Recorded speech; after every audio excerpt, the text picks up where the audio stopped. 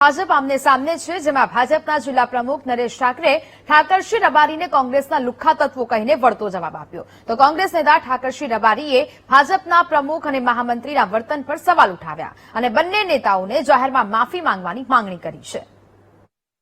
હમણાં કોંગ્રેસના આગેવાન ખૂબ ભ્રમિત થઈ ગયા છે અને જાહેરમાં બોલી રહ્યા છે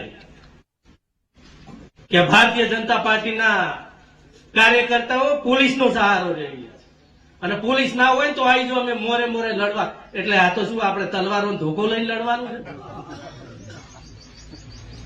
આ કોંગ્રેસના લોકોએ આ વર્ષો સુધી ધાક ધમકી ગુંડાગર્દી કરીને અત્યાર સુધી શાસન કર્યું હતું અહીંયા.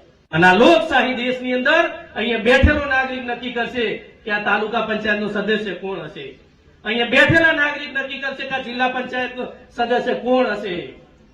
આ દેશનો નાગરિક નક્કી કરશે આ દેશનો વડાપ્રધાન કોણ હશે. આ કોંગ્રેસના લુખ્ખા તત્વો નહીં નક્કી કરે. કાલે ભાજપના મહામંત્રી જે ખરાબ વર્તનમાં હેમાબા અને તમામ સમાજોનું અપમાન કર્યું છે. રાષ્ટ્રપતિ એવોર્ડ હેમાબાને આપેલો હતો.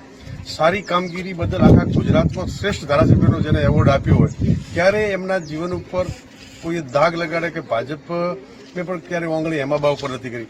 એ ભાજપના મહામંત્રીની વિગતો જોઈતી હોય કમલેશભાઈને તો સ્મશાનની દિવાલો હોય કે જેટલી દિવાલો કરી એ સ્થળ ઉપર બનાવી નથી કરતી કરી ગયા હતા. તો અમે અમારી મર્યાદાઓ અમે નથી કહેતા.